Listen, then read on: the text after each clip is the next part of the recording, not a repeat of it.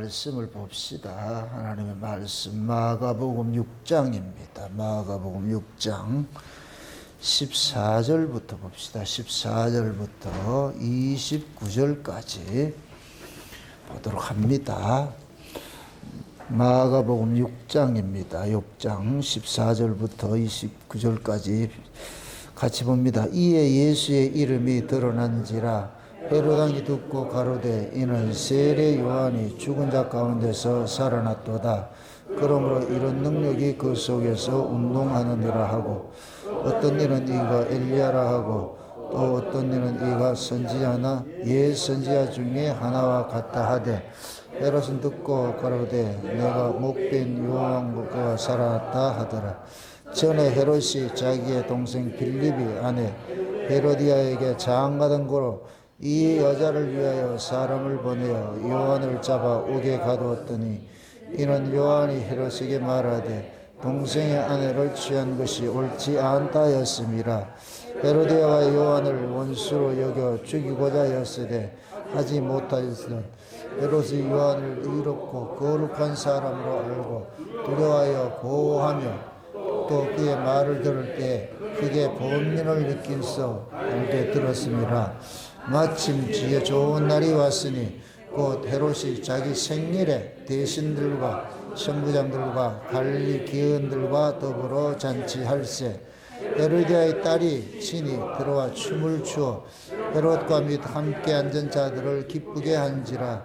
왕이 그 여아에게 이르어 무엇이든지 너 원하는 것을 내게 구하라 내가 주리라 하고 또 맹세하되 무엇이든지 내가 내게 구하면 내 나라의 절반까지라도 주리라 하거늘 저가 나가서 그 어미에게 말하되 내가 무엇을 구하리까. 그 어미가 가로되 세례 요한의 머리를 구하라 하니 저가 곧 왕에게 급히 들어가 구하여 가로되 세례 요한의 머리를 소관에 담아 곧 내게 주기를 원하옵나이다 한데 왕이 심히 근심하니 자기의 맹세한 것과 그 앉은 자들을 인하여 저를 거절할 수 없음이라. 왕이 곧 서유를 보내어 요한의 머리를 가져오라 명하니 그 사람이 나가 옥에 요한을 부려 그 머리를 소관에 담아다가 여아에게 주니 여아가 이것을 그 어미에게 주니라. 요한의 제자들이 듣고 와서 시체를 가져다가 장사하니라. 아멘. 기도합시다. 아버지 하나님, 이 한 시간 세례 요한의 죽음에 관하여 우리가 살펴보고자 원합니다. 왜 세례 요한이 그러한 그 목잘림을 당하는 이러한 비극을 맞이해야만 했는지, 또한 세례 요한의 이 죽음 속에 담겨 있는 그 복음은 어떤 것이고 또 영적 비밀은 무엇인지 이 시간도 성령 하나님께서 우리에게 잘 해석해 주시길 원합니다. 그래서 이런 세례 요한의 죽음 앞에 우리 자신들도 이 죽음이 나의 죽음, 남의 죽음이 아니라 나의 죽음으로서 같이 전이돼서 내 이야기로 들려지는 은혜를 더하여 주옵시길 원합니다. 그래서 죽음이 절대 저주가 아니고 복이라는 이 사실 앞에 우리가 이 죽음을 올바로 잘 이해할 수 있는 그런 시간들이 가질 수 있도록 도와주시옵소서. 감사를 드렸고 우리도 된 예수님의 이름으로 기도합나이다. 아멘. 육적으로 보면은 세례 요한같이 재수 없이 죽은 사람 없습니다. 참, 그 여자의 춤추는데 춤값으로 세례 요한의 목을 이렇게 내어놓잖아요. 이러한 것들이 성경에 기록한 이유는 도대체 뭘까? 이런 걸 통해서 성경이 무엇을 우리에게 말해주고자 할까? 이런 것들을 우리가 잘 좀 읽어내야 되거든요. 미리 말씀드리지만 신자는 사단의 손에 죽어야 정상이에요. 안 죽는 게 잘된 게 아니고 잘하는 것이 아니고 사단의 손에 죽임을 당해야 나중에 하나님 손에 죽임을 안 당한다니까. 하나님께서는 자기 백성들을 사단에게 내어주고 마귀의 백성은 하나님이 손에서 죽임을 당하잖아요. 그래서 우리가 물을 때 누구한테 죽을래요? 이럴 것 같으면 사람들은 흔히 대답하기를 하나님 손에 죽는다고 너무 큰일 나는 거예요. 마귀에게 죽음을 당해야죠. 오늘 이 본문 이야기를 잘 볼 것 같으면은 예수님께서 막 병을 고치고 이런 일들을 하잖아요. 갖가지 기적을 행하고 하잖아요. 그렇게 얘기를 하고 복음을 전하고 이러니까 이것이 그 헤롯의 귀에 들어갔어요. 헤롯의 귀에 들어갔는데 그 헤롯이 생각하기를 예수님께서 행하는 저런 기이한 행적들은 저 옛날에 그 헤롯의 기억 속에 있는 것이 뭐냐면은 세례 요한이 하는 행적과 똑같은 모습으로 보인 거예요. 그래서 이 헤롯 왕이 그렇게 하는 거예요.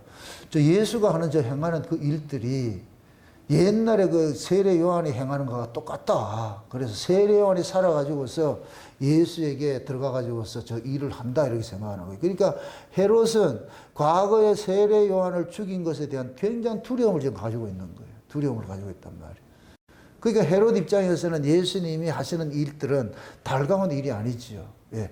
자기가 세례 요한을 죽인 것에 대한 그 복수를 하나님께서 이렇게 예수를 통해서 한다고 이렇게 생각을 하는 거예요. 예. 이렇게 될 것 같으면 헤롯 눈에는 예수님도 세례 요한 같이 죽임의 대상으로 서 있는 것밖에 안 되잖아요. 그게 예수님이나 세례 요한이나 헤롯의 눈에 봤을 때는 똑같은 모습이잖아요. 그럼 헤롯이 세례 요한을 두려워했던 것은 무엇 때문에요? 자기의 잘못된 죄를 고발해가지고서 그 죄를 고발한 것 때문에 헤롯이 저 세례 요한을 미워했잖아요. 그럼 예수님께서도 하시는 일을 어떤 일을 해요? 죄를 고발하는 일을 하지요. 죄를 고발하는. 그게 죄를 고발하는 일은 세례 요한이나 예수님이나 봤을 때 똑같은 일이에요. 똑같은 일인데 이것이 나중에 이제 갈 것 같으면은 세례 요한을 일컬어 가지고서 뭐 하냐면 엘리야의 능력과 심정으로 왔다 그래요.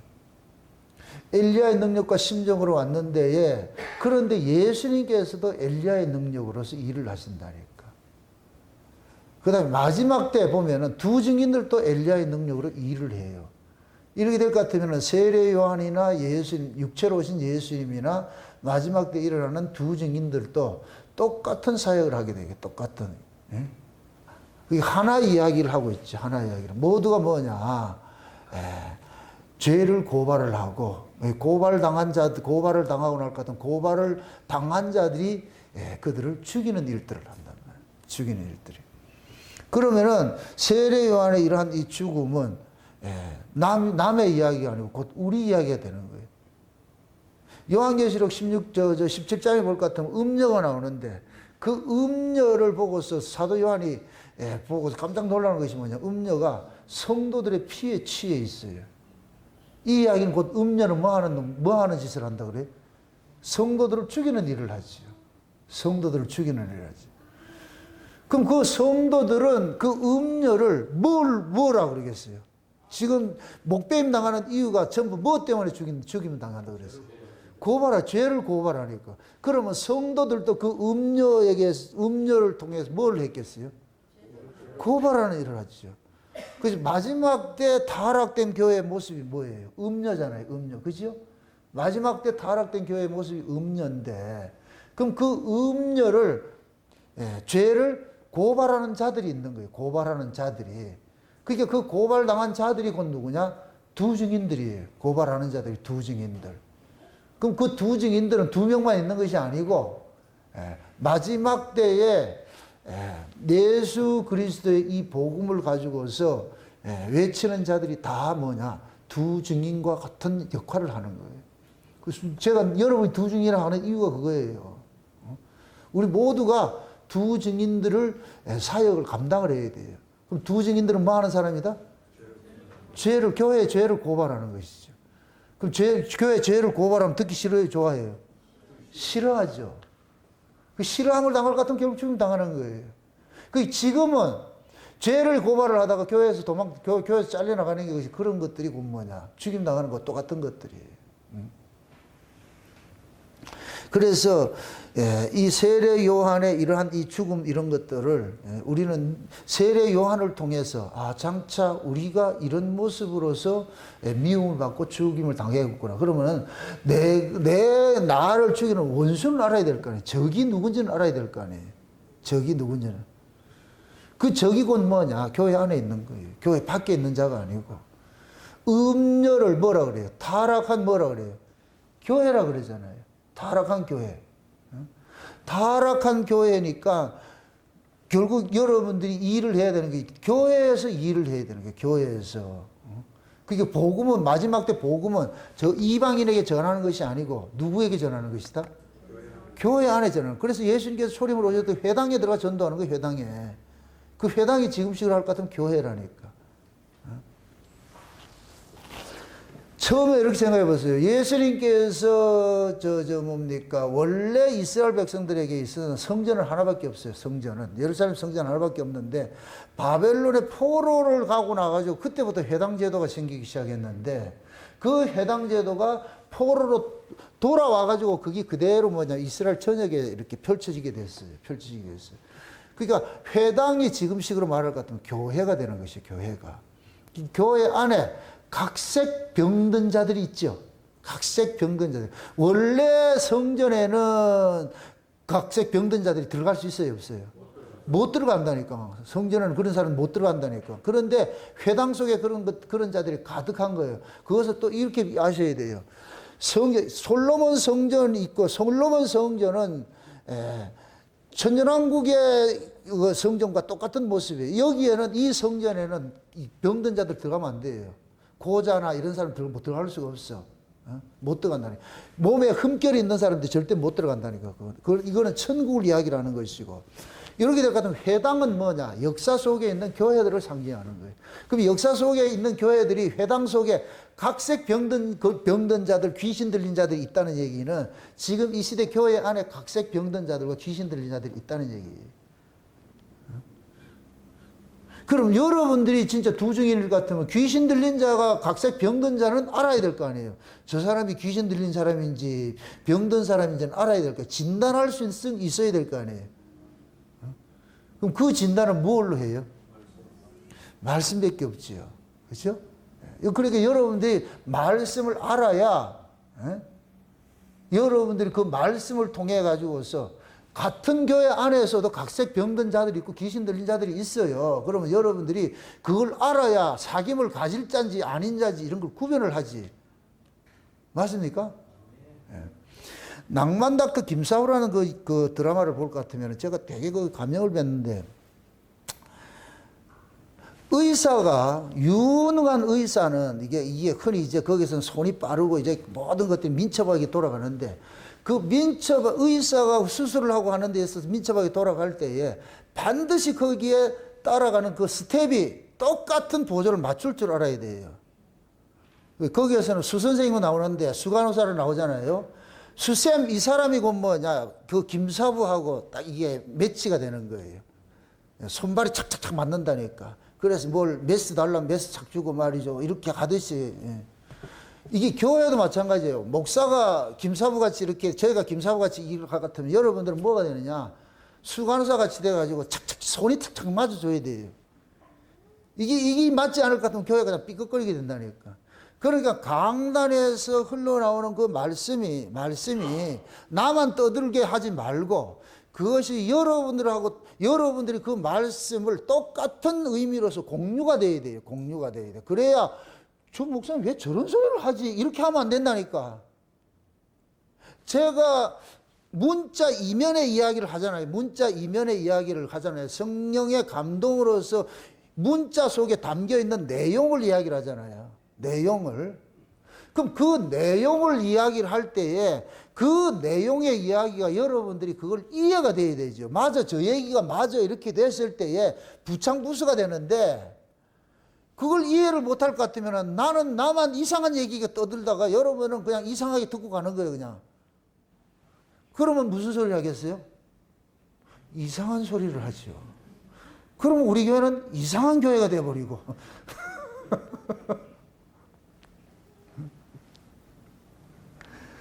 우리 신앙들이 목사가 위에 있는 모습 하늘에 떠 있는 별이라 가지고 위에 있는 이야기를 전할 것 같으면은 아래 성도들도 거기에 같이 따라와 줘야지 보조가 돼야 되죠. 그럴 때 한 팀이 돼 가지고 움직일 수가 있다니까. 제가 늘 그러잖아요. 우리 울산 목양교회는 마지막 때에 예루살렘 교회 같이 저는 그걸 확신을 하고 있기 때문에 창세전 언약에는 이 마지막 영원한 복음을 우리는 전해야 될 사명을 맡은 것이고, 이 사명을 하나님께서 저와 여러분들에게 함께 맡겨준 거예요. 맡겨줬을 것 같으면은 제가 전하는 이 창세전 언약의 이 복음이 마지막 때 교회를 개혁하는 거예요. 쉬운 얘기로. 각색 병든 자들이 모여있는 그 교회 안에 들어가 가지고서 그들을 치료하고 고쳐내야 돼요. 뭐 병을 고치는 게 아니고 영적으로 그들을 돌이키고 회복을 시키는 일들을 해야 된단 말이죠. 그거를. 그럼 그 일을 하려면은 먼저 여러분들이 온전하게 그 말씀을 분별할 수 있는 걸 가지고 있어야 되죠. 그들의 그 영적 상황을 판단을 하고 진단할 수 있어야 되잖아요. 진단을 할 수 있어야 되죠. 저 사람이 지금 신앙생활 제대로 하고 있는지, 올바로 예수 믿고 있는지 안 믿는지, 뭐 나름대로 다 예수 믿는다 그래, 다 교회 다닌다 그래. 그럼 십자가를 이야기하도 그거 십자가가 다 달라요. 다 달라. 그거 쏙지 마시라고. 십자가 이야기한다고 해서 그걸 다 십자가로 믿지 마시라니까. 그 십자가가 담고 있는 그 의미를 모르면은 십자가는 그냥 하나의 그 사람들은 뭐냐, 립 서비스밖에 안 되는 거예요. 그래서 여러분들이 하나님 말씀이 이것이 온전한 것이 어떤 것인지를 늘 듣고 또 들어야 되는 이유가 그거예요.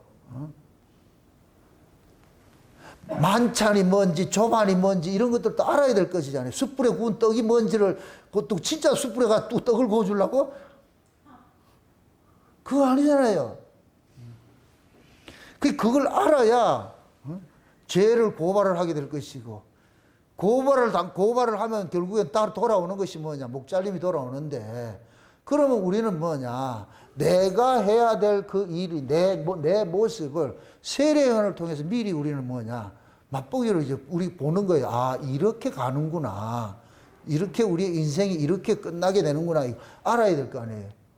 미리 대비를 해야 될 거 아니에요. 그래야 두렵지 않지. 맞습니까? 네.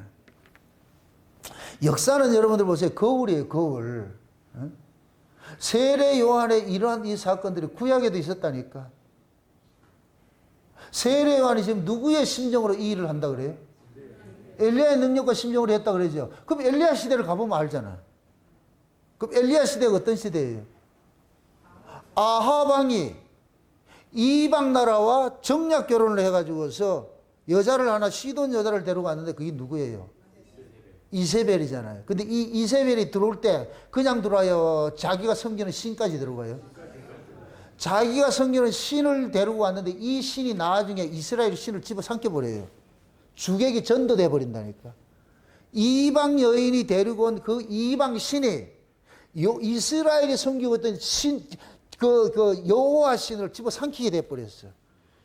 그래서 이 이세벨이 온 이스라엘이 뭐냐, 바알 산당과 아세라 산당들을 지키기 시작해가지고서 거기다가 바알 선지자, 아세라 선지자들을 세워가지고 이스라엘 백성들을 전부 미혹하기 시작하는데, 그들을 통해가지고 미혹을 하는데 어떻게 하느냐, 바알이라 아세라라 하지 않아요. 여호와라 가르치죠. 이게 하나님이다 가르쳐요. 하나님. 그게 포장지를 하나님 해놔놓고 속을 딱 까보니까 뭐더라? 바알이고 아세라인 거예요. 그걸 분별을 해야 돼요. 그거를 요즘식으로 말할 것 같으면은 목사의 입에서 십자가 얘기를 하고 예수를 얘기를 하는데 그 속에 담겨 있는 그 포장지를 확 뒤집어 보니까 바알이더라니까, 아세라들이라니까. 그럼 지금 이 시대 목사들이 예수 믿으면 복 받고 잘 삽니다 이럴 것 같으면은 말은 예수인데 실제는 뭐예요? 바알이고 아세라를 전하는 거예요. 이해돼요? 예수님은 이 땅에, 여러분들 보세요. 우리 이 땅에 소망을 주러 오신 분이 아니에요. 이 땅에는 소망이 없어요. 이 땅에서 빼내려 오신 분이죠. 모세가 애굽에 있는 백성들에게 간 것은 그들에게 노예에서 해방시키고 그 땅에서 잘 살게 해주려고 간 것이 아니에요. 그것을 뽑아내려 간 것이지. 뽑아내려 간 것이지. 맞습니까? 예수님께서 이 세상에 오신 것도 마찬가지예요. 뽑아내려 오신 것이지. 거기에 잘 살게 해주려고 한 것이 아니라는 목적이. 그런데 이 땅이 전부인 이게, 지난 시간에 그랬잖아요. 하나님께서 아담과 하와가 범죄하고 나니까 범죄한 죄인과 죄를 짓게 한 뱀 새끼를 어디로 쫓아냈다 그랬어요? 동산 바깥으로 쫓아냈다 그랬잖아요. 동산 바깥이 지금 누구 나와버리예요? 뱀이 나와버리잖아. 뱀이 이 세상의 신이잖아요. 뱀이 이 세상의 신이잖아요. 그럼 이 세상에서 아무리 잘해도 그것은 뭐냐? 뱀의 나라의 성공이에요. 뱀의 나라의 성공이라니까. 마귀의 나라의 성공이라니까. 그 마귀는 무엇을 우리에게 주장하느냐? 육을 주장한다 그래서 육을. 그럼 우리 육을 주장을 할 것 같으면 이 육은 뭐 하느냐? 아래 것으로 먹고 사는 거예요. 아래 것을, 아래 가치로 사는 거예요. 그러니까 육에 속한 목사들은 이 아래 가치를 자꾸 주겠다는 거예요. 세상에서 부귀영화, 권세, 출세하고 말이죠. 돈 많이 벌고 재벌 회장되고 말 이런 걸 주겠다는 거예요. 그러니까 마귀가 예수님 찾아와가지고 주겠다는 세 가지가 그게 육신의 정욕과 안목의 정욕과 이생의 자랑이라니까. 근데 마귀가 말을 할 때 뭐라 그래요? 네가 부처의 아들이면 이렇게 얘기를 해요. 하나님의 아들이면 얘기를 해요. 하나님의 아들이면 그러잖아. 네가 하나님의 아들이면 얘기를 하잖아. 그걸 죽음식으로 말할 것 같으면은 우리 교인들에게 얘기를 하는 게 교회 안에서 얘기를 하는 거예요. 교회 안에서. 거기를 쏘으면 안 된다니까. 그런데 애석하게도 지금 이 시대에 다른 복음, 다른 예수, 다른 영을 가지고서 전하는 교회들이 부흥하고 있어. 아주 대형 교회를 차고 있다니까. 근데 사람들이 속는 거예요. 우리 교회도 예수 이야기하는데, 우리 교회도 십자가 이야기하는데, 제가 눈에 볼 것 같으면 까보면 달라. 많은 사람들이 그래요. 제 이 복음을 가다 볼 것 같으면 그런 얘기를 해요. 목사님, 목사님하고 똑같은 복음 전하는 사람이 있는데요. 그래요. 그래서, 과연 그러한가? 그래서 내가 한번 들어봐. 아니야. 근데 이걸 구별을 못해, 분별을 못해.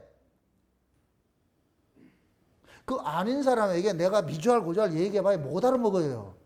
그럼 본인이 알아야지. 그래서 속지 말아야 돼. 속지 말아야 된다고. 그래서 구약에도 그 아합이 이세벨하고 혼인을 해가지고서 그때 엘리야가 나타나가지고 어떻게 해요? 그들의 죄를 고발하잖아요. 그러니까 나중에 이세벨이 엘리야를 죽이려고 그러죠. 그죠? 이세벨을 죽이려고 그러죠. 이렇게 될 것 같으면 뭐가 되냐? 아합은 적그리스도가 되는 것이고 이세벨은 뭐가 되느냐? 음녀가 되는 것이고 엘리야는 두 증인들이 되는 것이고. 맞습니까? 그걸 그대로 예수님께서 세팅해 놓은 것이 뭐냐? 지금 헤롯이 있고 헤로디아가 있고 세례 요한이 있었잖아. 맞습니까? 헤롯이 그럼 누구 역할을 하는 거예요? 아합과 같은 역할을 하는 것이고 헤로디아가 누구 역할을 하는 것이고 이세벨 역할을 하는 것이고 그럼 세례 요한은 누구 역할을 하는 것이고 엘리야 역할을 하는 것이고 이걸 그대로 예수님 이건 초림 때 모습이고 예수님 재림 때 모습을 또 가보지 않을까. 예수님 재림 때 모습이 같으면 적그리스도가 일어나. 적그리스도가. 그럼 적그리스도의 불부터가 있는 음녀가 있어. 그리고 두 증인들이 있고 그렇죠?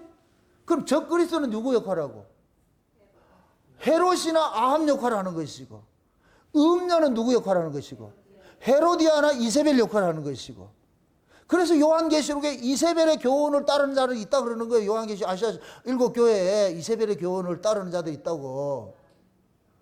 그럼 아시아 7교회의 이야기는 언제 이야기예요? 구약 이야기예요? 신약 이야기예요? 신약의 이야기잖아요. 정말로 저기를 봤을 때 마지막 때 일어난 교회 모습들이잖아요. 그 이세벨의 교훈을 따르는 사람이 있다 그러잖아. 그럼 지금 이세벨이 있어요? 없어. 그런데 이세벨이 모양만 달리해서 나타나니 그게 뭐냐? 음녀라니까, 음녀. 그럼 적그리스도가 있고 적그리스도를 따르는 음녀가 뭐냐? 이방 여인과 같은 것이에요. 이방 여인과 같은 것이죠. 그래서 마지막 때 종말에 타락된 교회가 혼합주의 사상에 물들어 있어가지고서 그 혼합주의를 지금 백성들에게, 교인들에게 가르치는 거예요. 그래서 지금 이 시대 교회가 예수 위에 구원이 있다고 외치는 그러한 WCC에 야합이 돼가지고 그걸 공공연하게 외치고 있다니까. 이런 것들을. 그러한 자들이 이다이라고 해줄 때 그들이 가만히 있냐고. 그게 지금 이 시대 모습이에요. 전도서를 한번 찾아보세요. 전도서를 한번 찾아봅시다. 전도서, 구약의 전도서 1장을 한번 보세요. 1장을. 전도서 1장을 한번 보세요. 1절부터 보세요. 1절부터 한번 봅시다. 1절부터 10절까지 한번 봅시다. 11절까지 같이 봅시다. 다윗의 아들 예루살렘의 왕 전도자의 말씀이라. 전도자가 가로되 헛되고 헛되며 헛되고 헛되니 모든 것이 헛되도다. 사람이 해 아래에서 수고하는 모든 수고가 자기에게 무엇이 유익한고 한 세대는 가고 한 세대는 오되 땅은 영원히 있도다. 해는 떴다가 지며 그 떴던 곳으로 빨리 돌아가고 바람은 남으로 불다가 북으로 돌아가며 이리 돌며 저리 돌아 불던 곳으로 돌아가고 모든 강물은 다 바다로 흐르되 바다를 채우지 못하며 어느 곳으로 흐르든지 그리로 인하여 흐르니라. 만물의 피부감을 사람이 말로 다 할 수 없나니 눈은 보아도 족함이 없고 귀는 들어도 차지 아니하는도다. 이미 있던 것이 후에 다시 있겠고 이미 한 일을 후에 다시 할지라. 헤아려는 새 것이 없나니 무엇을 가리켜 이르기를 보라 이것이 새 것이라 할 것이 있으랴. 우리 오래전 세대도 이미 있었느니라. 이전 세대를 기억함이 없었으니 장래 세대도 그 후 세대가 기억함이 없으리라. 아멘. 자, 이 전도서가 말할 때 헤아려 새 것이 있다 없다? 없다 그러죠. 그죠? 그러니까 지금 일어나는 일들이 이미 옛날에도 있었다니까. 왜 그럴까요? 이거는 여러분 이렇게 생각해요. 죄는 어느 시대고 똑같은 성향을 가지고 있어요. 인간도 어느 시대고 똑같은 죄 아래서 태어난 인간은 어느 시대고 똑같아요. 모양만 다를 뿐이지 똑같아요. 그 속성은 똑같다니까. 그러니까 옛날에 우리가 지금 하는 이 짓거리들을 옛날에도 했다니까. 아멘? 그럼 옛날에 한 것들이 지금 우리에게는 뭐가 되는 거예요? 거울이 되는 것이죠. 그래서 역사는 거울이라 그러는 거예요. 역사를 거울이라 그러는 거예요. 흔히 역사를 통해서 배운다 그러지요. 아니에요. 인간은 역사를 통해서 배우는 게 아니고 역사를 답습하게 돼 있어. 악한 자는 악하게 살게 돼 있고 선한 자는 선하게 살다가 악한 자에게 먹이를 살림다 당하게 돼 있고 그것이 이 세상의 구조라니까. 약육강식의 방식으로 이 세상은 돌아가게 돼 있어요. 옛날에도 정권 잡은 자들이 정치하는 자들이 백성들을 수탈했듯이 지금도 마찬가지예요. 그래서 제가 정치하는 새끼들을 믿지 말라 그러는 거예요. 그놈들 입에서 나올 때마다 뭐가 나와요? 국민이 나오죠. 국가가 나오죠. 걔네들은 그 관심 없어요. 쏙지 마시라고. 실제 국가와 이 국가를 지키는 민초들이 지키는 것이지 걔네들이 지키지 않는다니까. 정권 잡은 자들이 절대 지키지 않아요. 그들은 자기들 배를 불리는 일이 결란돼 있지. 그게 역사예요. 역사. 지금 있는 정치인들만 그런 게 아니고 예전에부터 그랬다니까. 이전에부터. 역사가 생기고부터. 왜? 죄 아래서 나는 인간은 약육강식의 법, 짐승이니까 짐승의 법칙으로 이 세상은 다스려지는데 그러한 그 모습들이 교회 안에 그대로 세팅이 되어 있다니까. 그래서 우리가 성경 구약의 이스라엘을 배우는 것은 구약의 이스라엘의 이야기가 지금 우리 이야기이기 때문에 배우는 거예요. 그게 우리 이야기할 것 같으면 사무엘 공부할 게 뭐가 있어요? 출애굽기 공부할 게 뭐가 있어요? 그냥 그건 다 제껴놔놓고 지금만 얘기지. 그게 어떤 무식한 목사는 구약은 이미 지나갔기 때문에 이거 할 거 없다고 이런 사람이 있어요. 우리는 구약을 통해 가지고서 우리 인간들이 이런 모습이구나, 이런 자들이구나. 그런데 그 구약 속에서 나타나는 하나님이 그 이스라엘 백성들을 어떻게 간섭을 했냐. 그런 모습을 보면서 하나님께서 우리도 이렇게 간섭해서 결국 하나님께서는 자기 백성들을 끝까지 지켜내는구나. 바벨론의 포로로 되었다 할지라도 다시 돌이키게 하시는구나. 원래 그 고토로 뽑는구나. 뽑아내 고토로 돌아오게 하는 것이구나. 그럼 우리는 그걸 희망을 갖는 거예요. 비록 타락한다 이렇게 한다 할지라도 그것이 우리에게는 뭐가 되냐? 소망이 되는 것이죠. 아멘? 그럴 때 여러분들이 성경이란 단어 뜻이 뭐예요? 거울이란 뜻이잖아요. 거울. 그래서 우리는 성경을 통해 가지고서 우리의 자화상을 보는 거예요. 우리 모습이 이것이구나. 그러니까 이 전도서 말대로 지금 일어난 일들이 옛날에 일어났을 것 같으면 오늘 우리가 살펴보는 세례 요한의 이런 죽음의 이 모습도 이미 구약에 있었을 거 아니에요. 그것이 곧 뭐냐? 구약 마당에 누구로 나타나냐? 아합 시대로 나타나는 게 아합 시대로. 그 아합이 지금 무슨 짓을 했어요? 자기의 죄를 고발하는 그 세례 요한을 뭐 해요? 죽이잖아요. 그것도 누구한테 줘? 누구의 뭡니까? 삭스로 주는 거예요. 여자의 춤값으로 주잖아요. 춤값으로. 요한계시록 17장 18장에 볼 것 같으면 17장을 볼 것 같으면 음녀가 각종 보석으로 치장을 하고 단장을 하잖아요. 그죠? 그러면 거기에서 그 음녀가 성도들의 피에 처해 있을 것 같으면 성도들이 그 각종 보석으로 치장을 하고 있는 그 음녀를 뭐라 그랬겠어요? 지적을 했지, 그것을. 음녀가 교회일 것과 교회잖아. 음녀가 교회잖아요. 타락한 교회잖아요. 교회의 모습이 음녀잖아요. 그러면은 성도는 교회의 타락상을 뭐라 그러겠어요? 지적을 하지요. 그럼 음녀가 각종 보석으로 치장을 하고 자줏빛 옷을 입고 막 이렇게 했다는 얘기는 이 땅에서 왕노릇하고 있다는 거예요. 그것도 누구 이름을 빌려가지고서 예수 이름을 빌려서 예수를 핑계 삼아가지고 왕노릇하고 있잖아요. 호의호식하고 주지육림에 빠져가지고서 모든 세상의 영광을 다 차지하고 있잖아요. 그게 지금 이 시대 교회의 이야기예요. 교회의 이야기.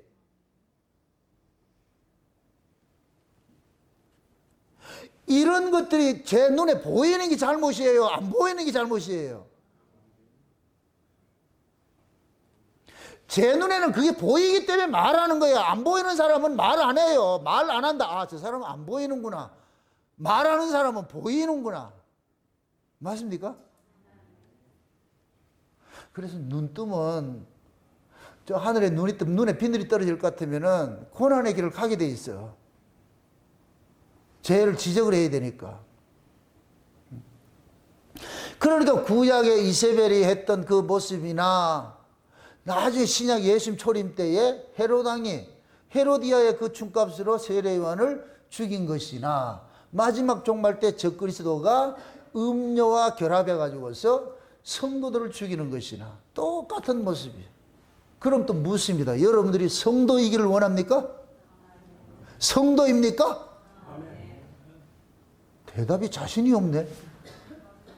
여러분 성도입니까? 그러면 여러분들 죽어야지. 그래서 계시록 6장에 그 하나님 보좌에 보니까 흰 옷 입은 무리들이 막 원수 갚아달라고 그러니까 하나님 뭐라 그래요? 저 아래 너희들과 같은 동무들이 수가 차기까지 뭐 한다? 기다려 그러죠. 그럼 거기 가가지고서 올라간 그 사람들이 뭐 어떤 사람들이에요? 놀다 간 사람이에요? 이 죄를 지적하다 목배임 당한 사람들이에요? 목배임 당한 사람들이에요. 그럼 이 땅에 남아있는 지금 성도들은 뭐 하는 사람이에요? 뭘 기다리고 있는 사람이에요? 목배임 당하기를 기다리고 있는 사람이지. 맞습니다? 그럼 그 목배임은 왜 목배임을 당해요? 죄를 지적하니까. 누구로부터 목배임을 당해요? 교회로부터. 타락된 교회로부터. 맞습니까? 그럼 결국 우리는 전부 뭐하냐? 세례 요한의 이야기가 결국 지금 하나님께서 울산 목양교 성도는 니들 이야기다 이렇게 얘기하는 거예요. 그럼 제가 이렇게 또 생각해 봤어요. 세례 요한은 사역이 있어요. 세례 요한은. 세례 요한을 일컬어서 예수님보다 몇 개월 일찍 왔죠. 6개월 먼저 일찍 왔잖아요. 그죠? 그래서 와가지고 뭘 해요? 주의 길을 예비해줘. 그 세례 요한의 사명은 딱 하나밖에 없어. 누구 증거하는 거예요? 그렇죠. 예수를 증거하는 거예요. 예수를. 잘 보셔야 돼요. 잘 보셔야 된다니까. 지금 세례 요한이 나타나가지고서 어디에 죄를 고발을 해요? 세례 요한이. 구약교회의 죄를 고발하잖아요. 구약교회의 죄를. 구약교회의 그 죄를 고발을 하는데 그 구약교회 그 신앙이 지금 어떤 신앙으로 있어요? 율법으로 가득 차 있잖아요. 율법으로. 그죠? 율법 신앙으로 가득 차 있잖아요. 그러니까 세례 요한이 뭐 하느냐? 그 율법 아래 있는 자들의 죄를 고발을 하는 거예요. 헤롯은 유대인의 왕이에요. 왕. 그럼 유대인은 이 왕은 곧 뭐냐? 재상과 같은 자예요. 유대인은 정경이 분리된 것이 아니고 하나의 하나. 정치와 종교가 하나된 민족이 유대인이라니까. 아멘? 그럼 헤롯 왕의 이 잘못은 이스라엘 전체의 잘못을 가지고 있는 거예요. 쉬운 얘기로 구약교회에 잘못된 걸 지금 고발을 하고 있는 거예요. 왕이 있고 제사장이 있고 뭐 이렇게 저 대제사장이 있고 이렇게 이러한 것들은 그 구약교회 안에 있는 하나의 직분의 모습이라니. 그걸 지금식으로 할 것 같으면 교회에 여러 가지 직분이 있잖아요. 그거와 똑같은 거예요. 똑같은 거.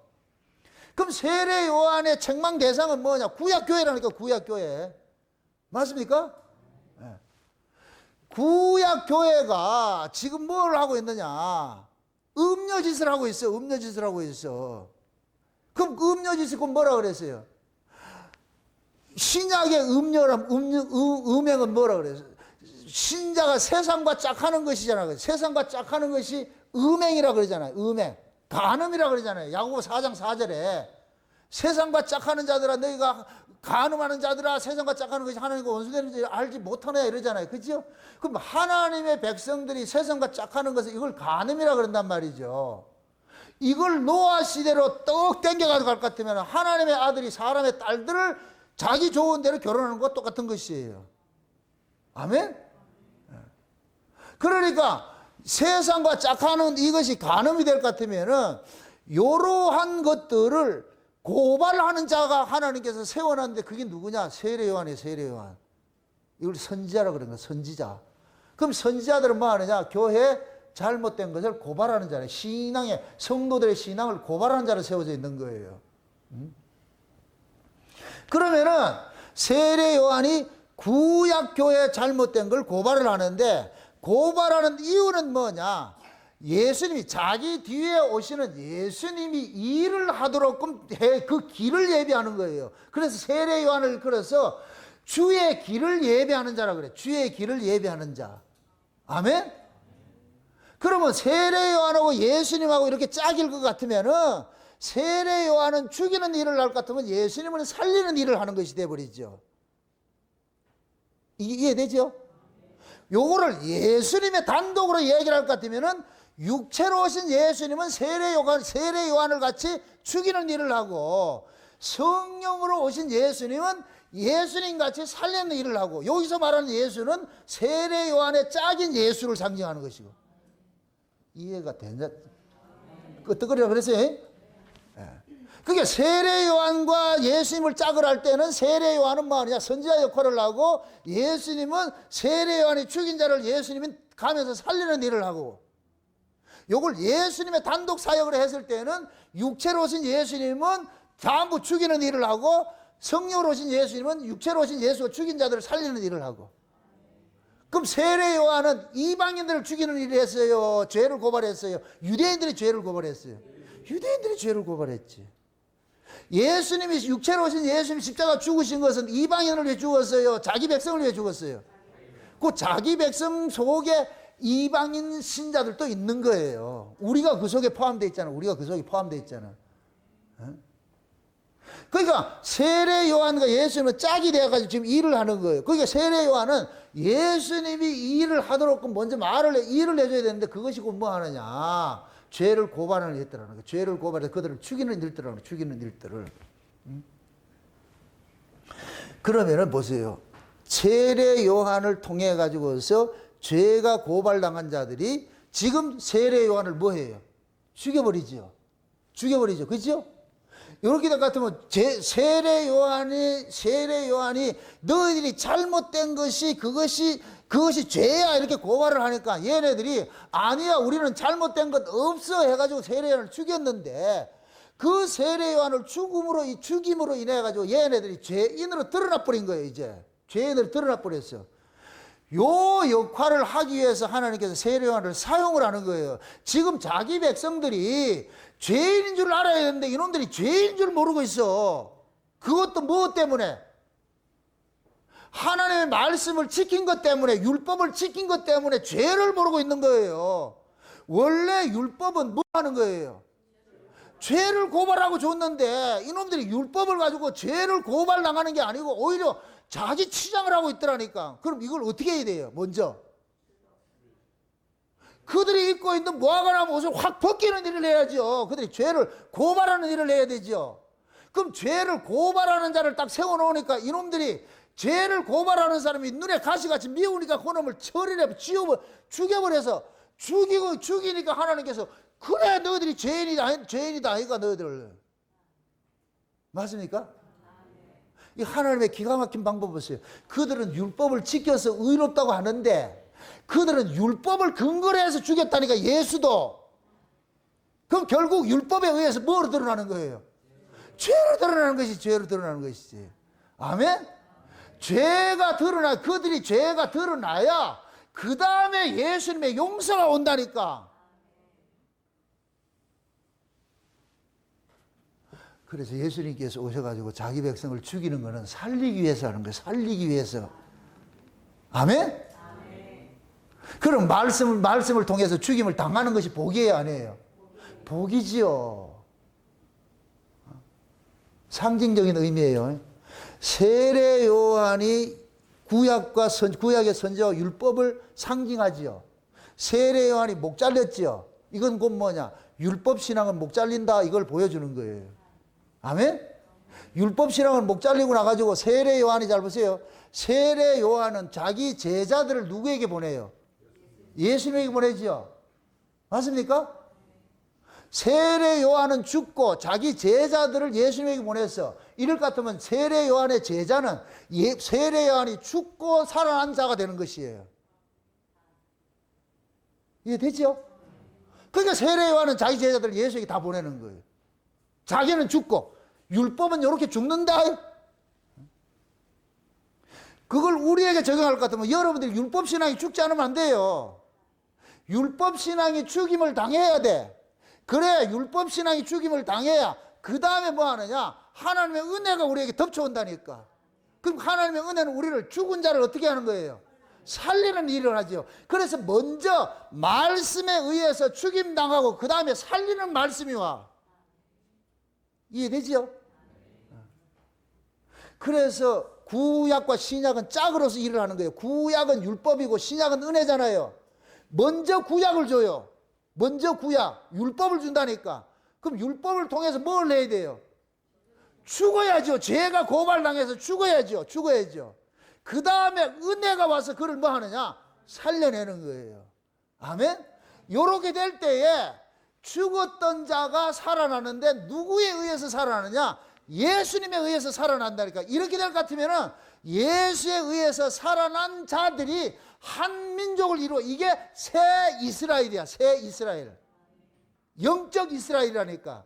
요 영적 이스라엘이 하늘나라를 유업으로 받을 자들인 거예요.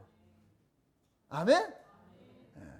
그래서 예수님께서 오시기 전에 세례 요한을 먼저 보내가지고서 내 백성들이 지금 죄를 모르고 있어. 죄를 알라고 율법을 줬더니까 저놈 새끼들이 죄는 고사하고 지들 치양을 하고 있는데, 그래서 세례 요한이 가가지고서 그들을 독사의 새끼들 하면서 확 벗겨내라는 거예요. 벗겨내려. 그렇게 하니까 뿔 따고 나가지고 헤롯이 뭐하냐? 뿔 따고 나가지고 세례 요한을 죽여버리잖아요. 죽인 일이 벌어지잖아요. 그렇게 돼서 이 헤롯은 뭐냐? 구약교회를 대표하는 자로 서 있는 거예요. 대표하는 자로.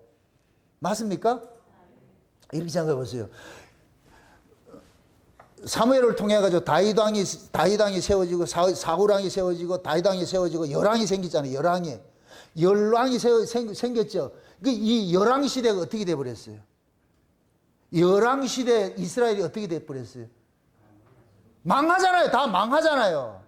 맞습니까? 북쪽 이스라엘은 아수르한테 망해버리고 남쪽 유다는 바벨론한테 망해버렸잖아. 이럴 것 같으면 왕이 있어요, 없어요? 이스라엘에 없어져 버렸어. 근데 예수님이 오실 때에 구약의 그 왕정제도를 그걸 그대로 세팅이라는 것이 여기 헤롯왕이 나타난다니까. 그 시대 그 모습으로 딱 만들어 놓은 거예요. 그러면 요 헤롯왕이 나타난 있는 요 시대가 그럴 것 같으면 역사적으로 영적인 의미에서 어느 시대와 같으냐?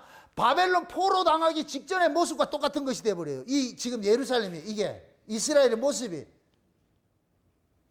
이해가 참 안 되는, 큰일 났다. 자, 보세요. 열왕 시대에 바벨론에 포로돼서 망했다 그랬잖아요. 바벨론에 포로돼가지고서 이스라엘 백성들은 자기 나라 주권을 다 잃어버렸어. 왕 제도가 없어져 버렸다니까. 왕이 없어져 버렸다니까. 맞습니까? 근데 예수님이 초림으로 딱 왔을 때 왕이 딱 있어. 헤롯 왕이 있어. 왕 제도가 있어. 요것은 뭐냐? 이스라엘이 참 남쪽 유다와 북쪽 이스라엘 이게 패망할 당시에 그 영적 상황을 세팅을 그대로 해놓은 거예요. 예수님 오셨을 때 그 모습 그대로 세팅을 해놓은 거예요. 아멘? 그러면 열왕시대 끝이 돼버리는 거예요, 여기가. 그럼 열왕시대 끝이 구약의 바벨론 포로로 될 때 열왕시대가 어떻게 됐다 그랬어요? 우리가 예레미야나 에스겔이나 이런 걸 통해 가지고 이스라엘 백성들이 전부 우상 숭배하고 했잖아요. 그래서 하나님께서 그들을 이방 나라에 붙여버렸잖아요. 지금 세례 요한이 출현했을 때 그 유대인들의 신앙 상태가 바벨론 포로 직전의 신앙 상태가 똑같은 거예요. 그러면 세례 요한은 예레미야와 같은 역할을 하는 거예요. 예레미야와 같은 그런 역할을 가지고서 뭐 하느냐? 이 백성들의 신앙들이 잘못된 걸 계속 고발하는 일들하는 거예요. 예레미야가 이스라엘 백성들의 고발을 했을 때에 이스라엘 백성들이 예레미야 말을 한마디도 안 듣고 오히려 예레미야를 옥에 가두는 일을 해버렸잖아요. 그러듯이 지금 세례 요한도 마찬가지예요. 그대로 옥에 갇혀 있다가 목잘림이 당한 거예요. 그렇게. 이렇게 될 것 같으면은 예수님께서 초림으로 이렇게 오셨을 때에 바벨론 포로에서 돌아와 가지고서 예수님이 올 때까지 말라기 선지자를 끝으로 400년 공백기가 있는데 그 공백기가 있던 그 갭을 확 줄여버린 거예요. 이렇게. 그래서 이스라엘이 패망하는 그 모습대로 그대로 딱 삽입을 돼버린 거예요. 지금 이해되죠? 그럴 때 세례요한이 나타나가지고서 이스라엘의 잘못된 신앙들을, 외식 신앙들을 고발을 하기 시작하는 거예요. 고발을. 그 고발을 할 때에 그들이 자기들의 잘못을 토로를 하고, 우리 잘못됐습니다. 돌이키면 되는데, 이놈들이 돌이키냐고 안 돌이키지. 그래가지고 세례요한을 죽이는 것으로 나타나는 거예요. 나타났다니까. 교회가 마지막 때도 마찬가지예요. 마지막 때도 두 정인들이 가가지고 교회에다가 외칠 것 같으면은 돌이키느냐 안 돌이켜요. 그래서 계시록 11장에 볼 것 같으면 두 정인들도 어떻게 돼요? 목배임 당하는 거예요. 목배임 당하는 거예요. 똑같이 목배임 당하는 거예요. 응? 목배임 딱 당하고 난 다음에 그 다음에 하나님께서 어떻게 하느냐? 너희들이 죽였다는 것을 알려줘요. 그게 은총과 간구의 영이라 그래. 은총과 강구의 영이 쏟아질 것 같으면 그때 올 것 같으면 이게 내가 늦은 비 성령이라 그래. 늦은 비 성령. 늦은 비 성령이 임함을 할 것 같으면은 그들이 찌른 자를 볼 것이에요. 자기들이 죽인 자를 보게 되는 거예요. 그럼 두 증인들을 누구 이름으로 죽었어요? 예수 이름으로 죽어. 누구를 죽인 것이 돼요? 예수 죽인 것이 되는 것이죠. 아멘? 예수 죽인 것이 되는 거예요. 예수 죽인 것이. 만약에 여러분들이 예수를 품고서 가가지고서 복음을 전했는데 그들이 여러분들 죽였다. 그럼 그들은 예수를 죽인 것이에요. 하나님 보실 때 그렇게 인정을 한다니까. 아멘? 그럼 은총과 강구의 영이 부어질 것 같으면 그때는 통절한 회개가 일어나는 거예요. 와, 우리가 잘못됐구나. 주여 불쌍히 여겨주세요. 그럴 때 하나님께서 은혜를 확 해가지고 그들을 뭐냐 용서해가지고 데려가는 거예요. 요렇게 될 것 같으면 천국에는 전부 어떤 자들만 가는 거예요? 용서받은 자들만. 그게 천국이에요. 그게 하나님 나라라니까. 아멘? 용서받은 자들을 데려가는 것 같으면 요놈들을 어떻게 자발적 봉사를 하겠다. 억지로 한다. 자, 그때는 안 해.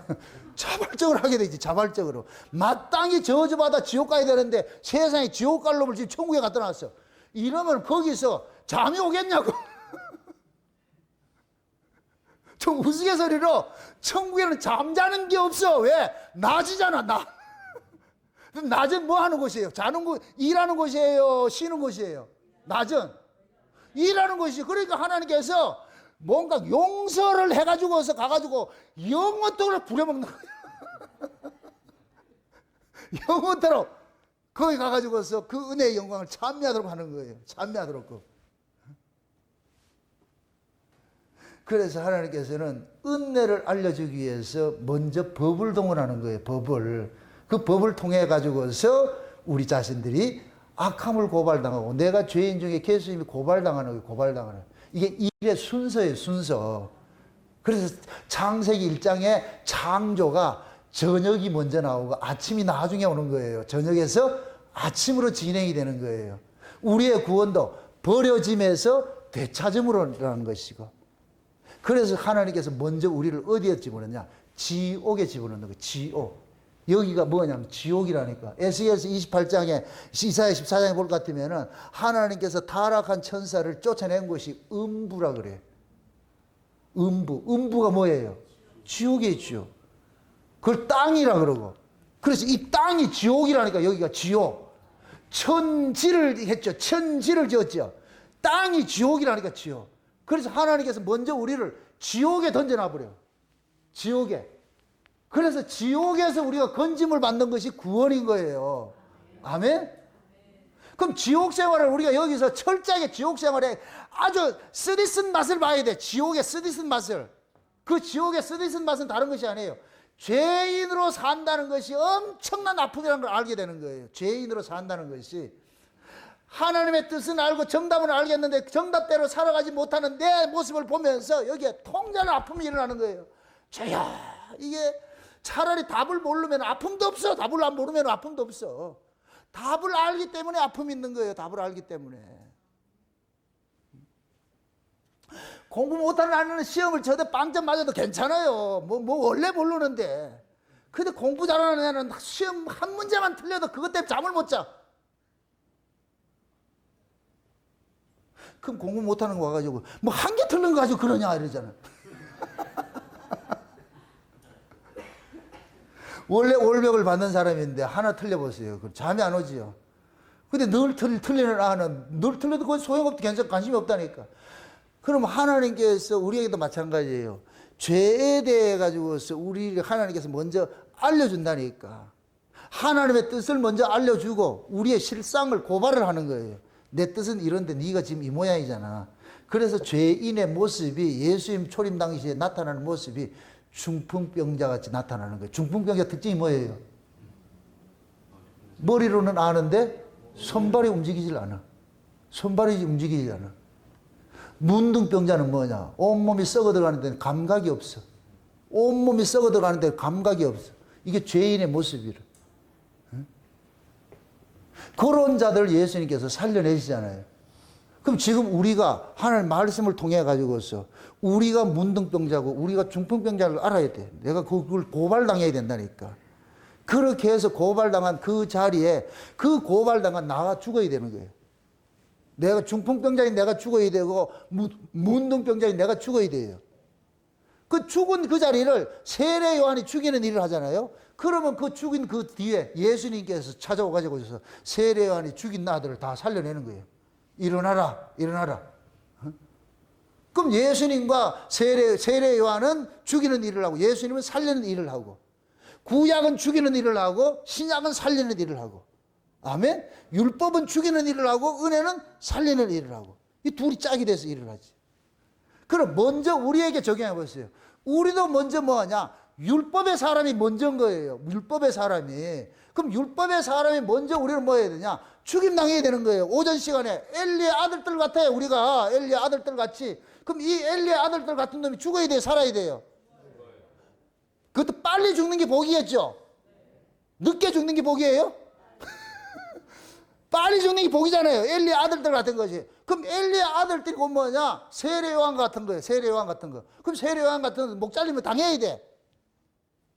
그래서 하나님께서 자기 백성들에게 세례 요한과 같이 율법의 사람, 그 율법의 사람을 죽이는 일들을 먼저 시행을 하는 거예요. 시행을 하는 거예요. 그래서 우리가 말씀을 딱 받을 것 같으면은 예전에는 우리가 말씀을 받을 때 율법 아래 있던 때 말씀을 받을 때에 그 말씀 우리는 그대로 다이렉트로 키핑을 했어요. 저 같은 경우에 하나님의 말씀을 그대로 줄 것 같으면 그걸 내가 지키려고 덤벼들었어. 이대로 지키는 것이 신앙이라고 배웠고 그렇게 하는 것이 신앙이라고 생각을 하고 있었어. 그대로 키핑을 했어. 키핑을. 그게 율법 아래 있을 때예요. 그러니까 키핑이 되니까 내가 죄인인 줄 안다 모른다. 모르죠. 그래서 내가 미안하지만 율법이 특심할 때는 내가 죄인인 줄 몰랐어요. 우리 아이들이 밥만 먹으면은 뭐 TV도 신문 이런 거 안 보고 오로지 성경 보고 기도하고 이런 게 가지고서 우리 아이들 그런 얘기를 했다니까. 세상에서 가장 존경하는 사람이 아빠라 그랬다니까. 우리 며느리가 그랬다니까. 그때 걔가 초등학교 몇 학년 됐는데 그 당시에 그랬다니까. 아빠는 오로지 뭐밖에 모르느냐? 성경밖에 모르고 다른 거 하나 안 보고 기도하고 이런 게 했으니까. 그럴 때 내가 죄인인 줄 알았나 모른다. 모르죠. 왜? 내가 얼마나 잘하는데 아이들도 존경을 하는데. 여러분들 아이들 여러분 존경해요? 그러니까 내가 말씀대로 사는 것을 그대로 가지고 있으니까 내가 죄인 줄 모르고 있는 거예요. 모르고 있는 거예요. 왜? 그때는 내가 이 말씀을 그대로 다이렉트로 내가 키핑을 했어. 은혜를 받고 보니까 와, 이 말씀을 내가 키핑할 수 있는 것이 아니라는 게 깨달아지는 거예요. 이걸 내가 지킬 수 있는 것이 아니라는 걸 깨달아지는 거예요. 오히려 그 말씀 앞에 내 죄가 고발당하고 내 무력감이 드러나 버려. 무력감이. 와, 이게 그러니까 과거에는 이 말씀을 내가 지키는 것이 신앙인 줄 알았는데 은혜를 받고 보니까 이 말씀 앞에 내가 잠깐 무너져야 돼. 깨져버려야 돼. 와, 이게 아니구나, 아니구나. 그래서 나는 간 곳이 없고 자꾸만 누구만 자꾸만 드러내야 된다. 주님이 자꾸 따라와야 돼. 주님이. 그게 은혜 받은 자의 특징이 뭐냐? 하나님 말씀을 볼 것 같으면 내가 항복을 해야 돼요. 주여, 내가 어찌 이 말씀대로 살 수 있겠습니까? 안 됩니다, 안 됩니다. 원함은 있으나 안 되는 걸 알게 되는 거예요. 주여 도와주세요. 그러면은 나는 말씀에 의해서 죽임 당한 자리에 하나님의 은혜가 예수님이 와가지고 살려내라는다니까. 마치 다니엘이 금식하다 예수님 보고 나니까 하나님 보고 나가 혼절했듯이 혼절하는 거 나중에 어떻게 돼요? 다시 살려내죠. 일어나라 그러죠. 그러듯이 말씀 앞에 내가 혼절을 당하니까 주님께서 일어나가지고 안수하면서 일어나라 이런 거야. 살아나라, 살아나라. 이렇게 될 것 같으면 그때는 똑같은 말씀인데 옛날에는 그 말씀을 가지고 내 의를 치장하는 쪽으로 나갔는데 그런데 지금은 말씀을 통해서 내 의가 치장되는 것이 아니고 말씀 끝에 예수가 자꾸만 보이는 거예요. 예수님이 보인다니까. 아멘? 완전히 다른 것이죠. 옛날에는 말씀 끝에 내가 보였는데 지금은 말씀 끝에 예수님이 보이는 거예요. 그 말씀을 옛날에는 내가 지켰고 지금은 누가 지킨다? 예수님이 지키는 것이죠. 아멘? 예를 들어가지고 사랑해라, 이웃을 사랑해라. 옛날에는 내가 하지, I can do it 하면 돼. 그 사랑하는 척을 했어. 근데 앞에 볼 것 같으면은 뭐래요? 내 이웃을 뭐 같이 사랑하라 그래요? 내 몸같이. 그 내 몸같이는 싹 빼뿌리고 사랑하면 돼. 그냥 내 하는 것만큼만 사랑을 하면 되는데 성경 볼 것 같으면 내 몸같이 사랑이 돼야 안 돼요? 그런 인간 없어. 그러니까 나는 뭐냐? 이걸 편집을 하는 거예요. 될 수 있는 것만 내 몸같이는 싹 빼뿌리고 사랑하는 것만 이렇게 사랑하는 흉내를 내는데 내 몸같이가 딱 들어올 것 같으면 우리는 못하는 것이 돼버리잖아요. 율법 아래 있을 때는 그렇게 안 보여요. 그냥 사랑하면 되는 줄 알았어. 은혜 아래 들어올 것 같으면은 네 몸같이 사랑했나? 아니요. 그럼 뭐 사랑 안 한 거지. 네 몸같이 이웃을 사랑할 수 있는 사람이 있어요, 없어요? 없어요. 내 마누라한테도 그게 안 되는데, 내 자식한테도 안 되는데, 자식하고 여러분하고 붙들어가 이렇게 했을 때 누구 먼저 탱겨요?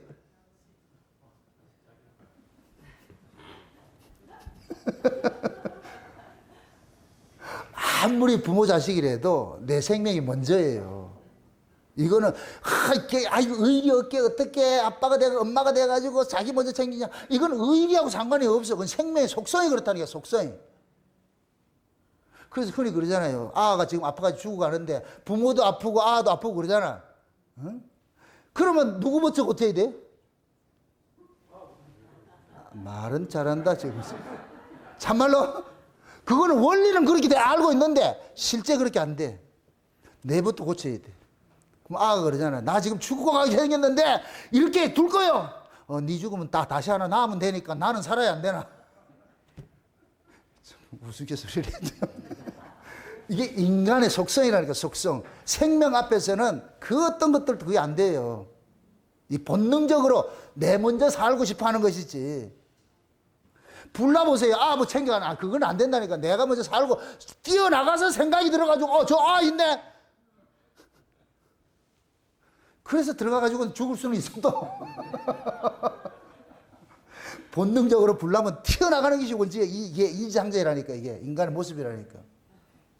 그래서 우리는 하나님의 말씀을 딱 받을 것 같으면 먼저 뭐하냐, 자기를 키핑하려고 하는데 그 키핑하는 놈이 뭐하냐, 죽어야 되는 거예요. 죽어야 돼. 그게 세례 요한의 목잘림의 목잘림. 응? 그럼 세례 요한이 죽은 그 자리에 지금 세례 요한이 죽고 세례 요한은 자기 제자들을 예수님에게 인수를 해줬을 것 같으면 세례 요한은 예수님에게 간 제자들 속에서 사는 거예요. 목잘림 당하는 세례 요한은 죽었지만은 제자들 속에서 세례 요한이 부활해서 사는 것과 똑같은 거예요. 지금 이해되죠? 세례 요한이 부활했다 그 얘기가 아니고, 그러니까 지금 저와 여러분들도 마찬가지예요. 세례 요한과 같은 그런 운명이 지금 우리는 이 과정을 지나게 돼 있어. 반드시 지나게 돼 있어.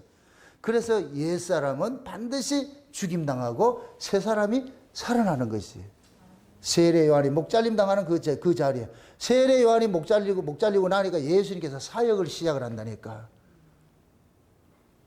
우리 마태복음 강의할 때 봤잖아요. 세례 요한이 옥에서 그러잖아요. 오실 리가 당신입니까? 우리가 더 기다려야 됩니까? 이렇게 실족을 하잖아요. 그래서 예수님께서 제자들 보고 가르잖아요. 앉은 배가 일어나고 소경이 눈 뜨고 흑암에 앉은 자들이 빛이 비쳤다. 그거 알려주라 그러잖아요. 그 얘기는 곧 뭐냐? 메시아가 왔다. 이렇게 세례 요한이 오해를 하고 있었어. 저분이 지금 세례 요한 입장에서는 내가 지금 이 의를 인하다 옥에 갇혀 있는데 예수님께서 오면 옥에서 꺼내줄 줄 아는데 예수님을 옥에서 꺼내주는 게 아니고 목 잘릴 때까지 기다리고 있는 거예요. 네가 목 잘려야 내가 일을 한다니까. 그래서 세례 요한이 목이 잘리고 난 다음에 그 다음에 예수님께서 이제 일을 좀 해볼까? 아멘? 그러니까 헤롯이 지금 그러는 거예요. 분명히 세례 요한을 죽였는데, 자기를 고발하는 세례 요한을 죽였는데 예수라는 인간이 또 나타나가지고 또 세례 요한 같이 똑같은 짓을 하고 있네. 그러니까 헤롯은 겁이 덜컥 나는 거예요. 야, 세례 요한이 부활한 거 아이가? 그러니까 세례 요한의 그 죽음이 곧 뭐냐? 예수가 일을 하는 기회가 돼버리잖아요. 맞습니까? 우리도 마찬가지예요. 우리 안에도 율법으로 사는 사람이 있어. 이게 세례 요한이야. 세례 요한. 율법으로 사는, 법으로 사는 요 사람이 죽어야 돼. 그 다음에 뭐가 되냐? 은혜의 사람으로 살림을 받게 돼. 아멘? 그 은혜의 사람으로 살림을 받을 때 이때부터는 생명의 역사가 일어나는 거예요. 법의 사람이 역사를 할 때, 살아있을 때는 계속해서 죽음의 역사만 나타나. 죽음의 비판, 정죄 이런 것만 나타나는데, 율법의 사람이 목 잘리고 죽고 난 다음에 은혜의 사람으로 살려날 것 같으면 은혜와 감사와 이런 게 나와. 찬송이 나와. 살리는 일들이 일어난다니까. 아멘? 지금 여러분들이 우리 모두 그 과정을 지나온 거예요. 지나온 거. 지금도 지나가는 사람도 있고 뭐 아직까지 시작도 안 하는 사람도 있겠지만은 이게 우리 신앙의 여정이라는 여정. 그 필수 코스예요. 코스. 아멘? 그래서 세례 요한의 이 목잘림 속에 하나님께서는 자기 백성들의 그 구원의 시방서를 담아놓은 거예요. 시방서를. 그럼 세례 요한의 목잘림은 율법의 죽음이에요. 그럼 율법의 죽음은 우리도 율법 아래서 난 자들은 다 이렇게 죽임을 당하게 돼 있어. 아멘? 또 마지막으로 이거 설명하고 마칩니다. 그럼 우리가 은혜를 받았어요. 하나님의 말씀을 받은 자들이 되어버렸어. 마지막 종말 때가 됐어. 종말 때가. 적그리스도가 일어나고 음녀가 일어났어. 음녀가 일어나고 있어. 그러면 하나님의 말씀을 받은 자, 세례 요한이 모태로부터 뭘 받았어요? 그렇죠. 모태로부터 성령 충만 받았죠. 그죠? 요렇게 될 것 같으면 세례 요한은 모습으로 봤을 때는 그것이 율법이고 구약을 상징하지만은 실제 세례 요한은 성령으로 지금 일을 하는 거예요. 성령으로. 아멘? 그럼 성령으로 지금 죄를 고발하는 것이 돼버리잖아요. 이것이 지금 마지막 때는 뭐지? 마지막 때에 적그리스도가 일어나고 음녀가 일어나고 있을 때 두 증인들이 있어요. 두 증인들이. 두 증인들에게 계시록 10장에 볼 것 같으면 먼저 뭐를 매겨요? 작은 책을 매기지요. 그죠? 작은 책을 매기고 하나님께서 뭐하냐? 그들에게 지팡이 같은 갈대를 줘요. 이게 곧 뭐냐? 캐논이에요. 권세를 주는 거. 엑수시아. 권세를 준다니까, 권세를.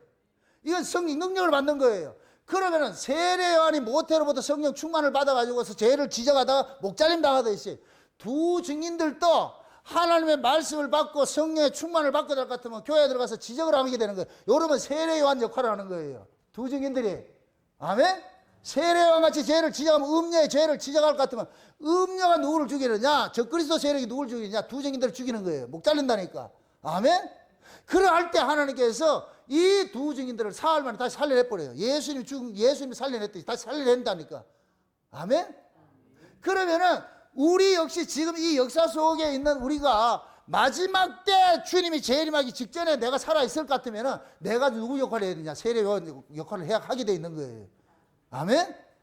두 증인들이 해야 되는 일이 그렇게 역할을 하게 될 것 같으면은 예수님께서 목잘림 당한 우리들을, 적그리스도에게 목잘림 당한 우리들을 뭐 하느냐? 살려내는 거예요. 그래서 요한계시록 20장에 천년왕국이 들어갈 것 같으면은 하나님의 말씀과 예수의 증거로 인하여 목배임을 당한 자들이 살아서 그리스도와 더불어 뭐 한다? 천년 동안 왕노릇한다. 그래서 예수님도 목 잘려서 살아서 왕이 됐고, 자기 백성들도 목 잘려서 살아서 왕노릇하는 것이고, 아멘? 그 일을 지금 마지막 때에 두 증인들에게 맡겨놨다니까. 그걸 지금 저와 여러분들이 그 길을 가야 되는 사람들이에요. 가야 되는 사람. 그럼 그 일을 하기 전에 세례 요한이 모태로부터 성령의 충만을 입었듯이 여러분들도 여러분의 마음속에 하나님 말씀으로 가득 채워야 되는 거예요. 아멘? 그 말씀이 가득 채워지면 그때 하나님께서 이제 나가라 그런다니까. 나가서 이제 전해라. 전하면 박수 축 환영이 온다. 비난과 이 돌멩이가 날아온다. 돌멩이 날아오는 거예요. 그걸 감수를 해야 돼. 그때 가서 그런 일이 생기들랑 나를 생각하세요. 아, 그때 정남호 목사가 그때 환영하는 게 아니고 돌멩이 날아온다는 게 실제 일어나고 있네. 이 사실이네. 그러면 그때 아, 정남호 목사가 목배인 당해도 그 다음에 살아나가지고 천년 동안 왕노를 한다는 그 말씀도 있으니까 그것도 그대로 실현이 된다 안 된다? 되겠죠. 그 말씀 붙잡고 이겨내시라고. 아멘? 미리 얘기를 합니다. 여러분들이 올바른 말씀을 전하지 않을 것 같으면 저 사람 돌 던지지 않아요. 그냥 좋게 얘기하면 돌 안 던진다니까. 여러분들이 참 말씀을, 하늘에 있는 말씀을 전할 때에 그 사람들이 고발당해서 돌을 던지는 것이지. 아멘? 스데반만 돌 맞아 죽는 게 아니에요. 그래서 스데반 이름이 뭐냐? 멸류관이잖아요. 멸류관. 우리도 마찬가지예요. 여러분이 스데반이라니까. 어떤 스데반? 이스라엘의 죄를 지적하다가 돌 맞아 죽는 스데반. 그것이 목 잘리는 모습이죠. 마지막 때 하나님께서 우리를 남겨둔 것은 그 일을 하라고 하는 거예요. 그 일을 하라고.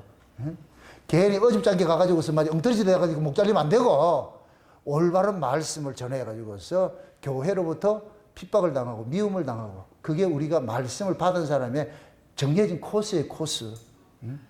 코스 요리를 좋아하면서 그 코스로 가는 것들을 왜 그리 싫어하냐고. 우리는 그 코스로 가게 돼 있어. 원튼 원치 않든. 여러분들이 이런 조반을 먹고 만차를 먹었다는 얘기는 먹고 그냥 쉬게 하는 게 아니에요. 하나님께서 절대 그렇게 일하잖아요. 먹여놓고는 어떻게 한다? 일 시키는 것이죠. 일하러 가야죠. 일하러 가야지. 그래서 여러분들이 세례 요한을 통해 가지고서 여러분들의 운명도 한번 보시고 내 속에 있는 이 법의 사람도 세례 요한처럼 죽임을 당해야 된다. 이 사실을 깨달으시고 여러분들이 법의 사람이 죽지 않을 것 같으면 결국 그 법의 사람이 누구를 죽이냐? 남을 죽이게 돼 있어. 내가 죽지 않으면 남을 죽이게 돼 있다니까. 그래서 하나님께서 먼저 나를 죽이는 일들을 하는 거예요. 죽임 당하는 것들 슬퍼하지 마시고 죽고 나면 반드시 또 살려내는 일들이 있으니까 은혜로서 살려내게 하니까 그 은혜 살려내심을 잊고서 이제 은혜로서 살려진 자로서 은혜를 가지고서 주변의 사람들에게 다시 그들에게 은혜를 전하는 그 일들을 여러분들이 해야 될 몫인 거예요. 그 일을 마지막 때 잘 감수하시기를 감당하시기를 주의 이름으로 축원드립니다.